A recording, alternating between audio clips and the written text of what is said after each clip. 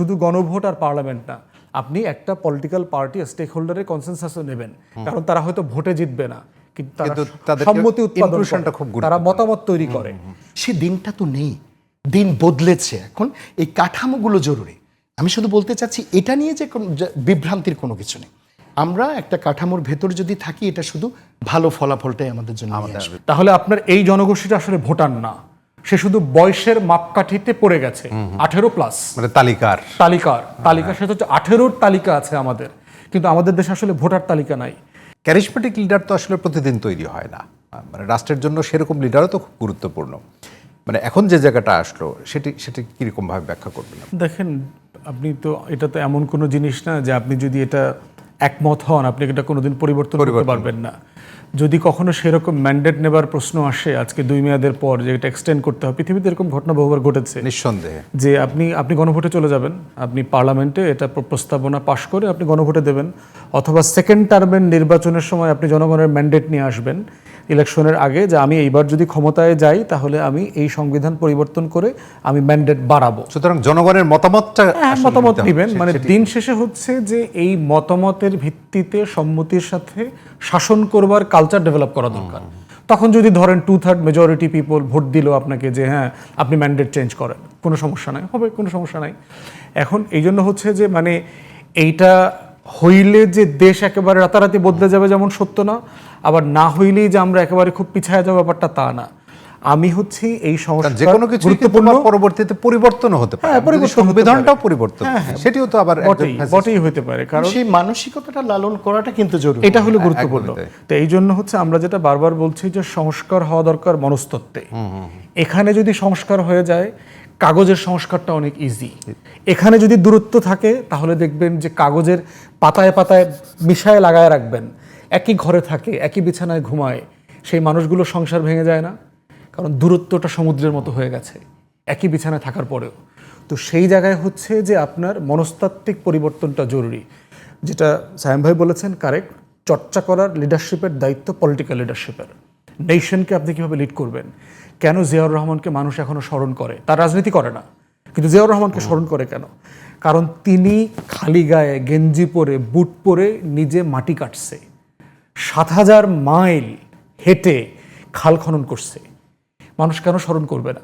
তো লিডারশিপ হচ্ছে এসি ঘরে বসে সেজে গুজে রাজা রানীর মতো বসে সিংহাসনে বসে থাকলাম আর অর্ডার দিব আর কুন ফায়ে কুন সব হয়ে যাবে, ব্যাপারটা তো এরকম না।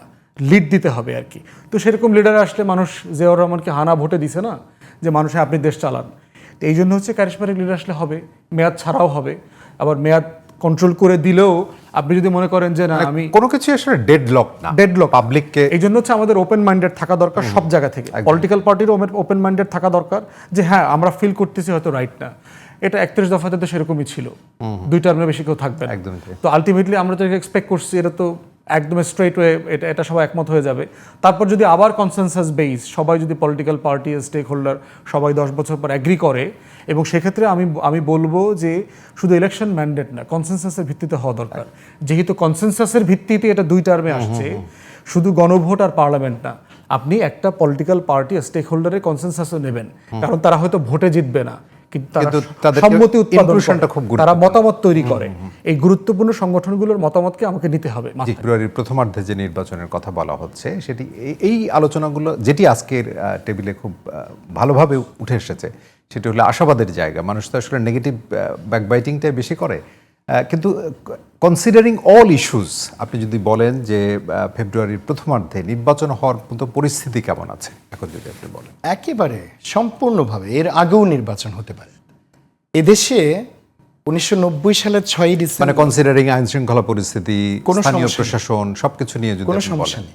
তো সুন্দর নির্বাচন অনুষ্ঠান করবার জন্য সদিচ্ছাটাই বড় বিষয়, যারা এর সাথে যুক্ত আছে। 1990 সালের 6 ডিসেম্বর এরশাদ পদত্যাগ করেছিল, আপনাদের মনে আছে, এবং আমরা পরবর্তী নির্বাচনটা করেছিলাম 27 ফেব্রুয়ারি 1991, একটা টাইম ফ্রেমের মধ্যে, এবং বাংলাদেশের ইতিহাসে এবং এটা গণতান্ত্রিক ইতিহাসও one of the best elections ছিল, এ বিষয়ে তো কোনো সন্দেহ নেই। তাহলে সেখানে যে সরকার অবশ্য মূল উদ্দেশ্যই ছিল একটা নির্বাচন করা, অবাধ সুষ্ঠু মূল উদ্দেশ্য, সে সরকারের নির্বাচন করাই উদ্দেশ্য ছিল ভালো। এখন যে অন্তর্বর্তী সরকার আছে তারও তো প্রধান উদ্দেশ্যটা হচ্ছে একটা সুন্দর নির্বাচন এবং গণতন্ত্রে ফিরে যাওয়া। সুতরাং অল্প সময়ের ভেতরে নির্বাচন করে আপনি একটা সফল নির্বাচন করতে পারবেন না, এটা ভাববার কোনো কারণ নেই। আপনি রাতারাতি চেঞ্জ করে ফেলেছিল সবকিছু তত্ত্বাবধায়ক সরকারের যারা কর্তারা ছিলেন 1991-তে, 2001-এ, যেখানে যে পরিবর্তনগুলো দরকার 96-তে, তাদের তো কোথাও কোনো প্রতিবন্ধকতা তাদেরকে কিন্তু তাদের কাছ থেকে তার মানে তৎপরতার সাথে চাইলে এটা সম্ভব, অ্যাবসলিউটলি সম্ভব। আমি একটা বিষয় বলি, আমাদের আগের আলোচনার একটু সূত্র ধরে, এটা খুব গুরুত্বপূর্ণ। প্রাতিষ্ঠানিক যে সক্ষমতা এবং প্রাতিষ্ঠানিক একটা আপনার চিন্তা ভাবনা, এগুলো যখন আপনার সুনির্দিষ্টভাবে গড়ে ওঠে তখন রাষ্ট্রের জন্য সেটা কল্যাণকর হয় সুদূর প্রসারীভাবে। এখন ক্যারিশমাটিক লিডার থাকলে 3 বার 4 বার আসতে হবে, বিষয়টা কিন্তু তা না। আপনি যখন প্রতিষ্ঠানকে শক্তিশালী করে ফেলেন তখন কিন্তু অটোমেটিক্যালি লিডারের পরে এটার কিন্তু ধারাবাহিকতা চলতে থাকে। লিডারশিপ বিল্ডিং হতে থাকবে। হ্যাঁ, একটা উদাহরণ দিই, এটা আমাদের কাজে লাগবে। সেটা হচ্ছে যে দ্বিতীয় বিশ্বযুদ্ধে রুজভেল্ট ছিলেন ইউএস এর প্রেসিডেন্ট। রুজভেল্ট কিন্তু ইউএসএ গিয়ে সেখানে নেতৃত্বটা দিয়েছেন সফলভাবে। চেষ্টা করা হয়েছিল 2 মেয়াদের বেশি তাকে প্রেসিডেন্ট রাখবার জন্য, সেটা রাখতে পারেনি, কারণ সেটার সমর্থনটা কারো কাছ থেকে আসেনি। কেন জানেন? এটা যদি একবার ভেঙে ফেলা হয় তাহলে পরে পরবর্তীতে দুষ্টরা এই সুযোগটা নেবে। দেখেন, দিনটা তো আর ওই দিন নেই যে আমার সুধীর বাংলা জানে, রবীন্দ্রনাথ বলে দিলেন তার ম্যাট্রিকেরও ফলাফল নেই, কোনো ধরনের একাডেমিক রেজাল্ট নেই, কিন্তু শুধু রবীন্দ্রনাথ সার্টিফাই করলেন আমার সুধীর বাংলা জানে, অতএব কুমিল্লা ভিক্টোরিয়া কলেজের বাংলা শিক্ষক হয়ে গেলেন। সে দিনটা তো নেই, দিন বদলেছে। এখন এই কাঠামোগুলো জরুরি। আমি শুধু বলতে চাচ্ছি এটা নিয়ে যে বিভ্রান্তির কোনো কিছু নেই। আমরা একটা কাঠামোর ভেতর যদি থাকি, এটা শুধু ভালো ফলাফলটাই আমাদের জন্য আসবে।